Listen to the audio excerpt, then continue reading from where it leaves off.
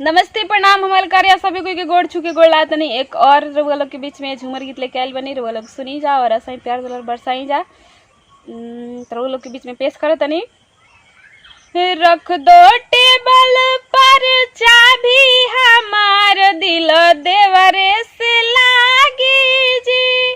रख दो टेबल पर चाबी हमार दिल देवरे पलागी हो देवरे पलागी हो देवरे पलागी देवरे से लागी हो देवरे से लागी। रख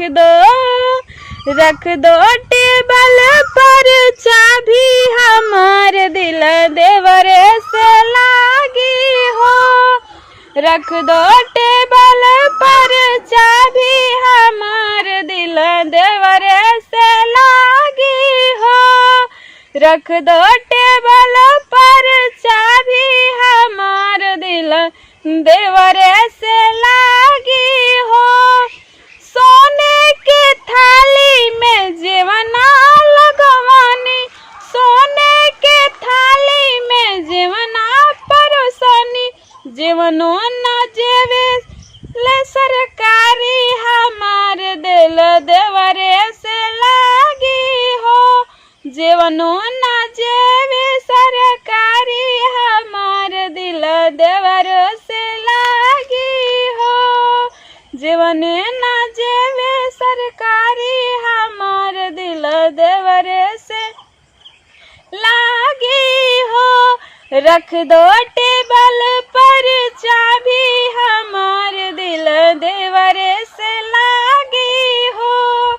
रख दो टेबल पर चाबी हमार दिल देवरे से लागी हो।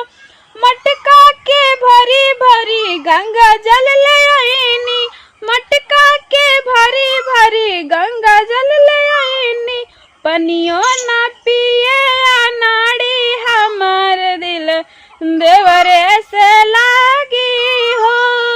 पनियो ना पिए अनाड़ी हमार दिल देवरे से लागी हो।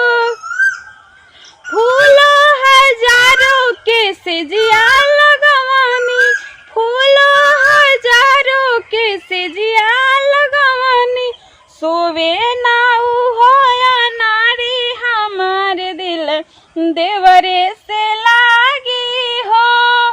सिजियो ना से सोवे नारी हमार दिल देवरे से लागी हो। रख दो टेबल पर चाबी हमार दिल देवरे से लागी हो। देवरे से लागी हो देवरे से लागी देवरे से लागी हो देवरे से लागी। रख दो टेबल पर चाबी हमार दिल देवरे से लागी हो।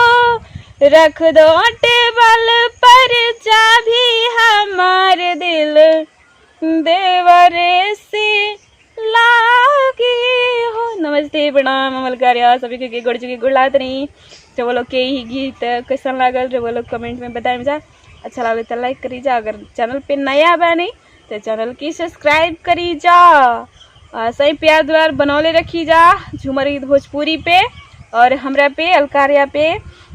और हाँ वो लोग अगर हमारे कॉमेडी वीडियो देखल चाहते नहीं जाते एक और चैनल बटे हमार भौजी 2020 तो वो लोग पे जाई जा और बहुत सारा कॉमेडी वीडियो बा आनंद उठाई जा। तो चलिए एक साथ दी विदाई।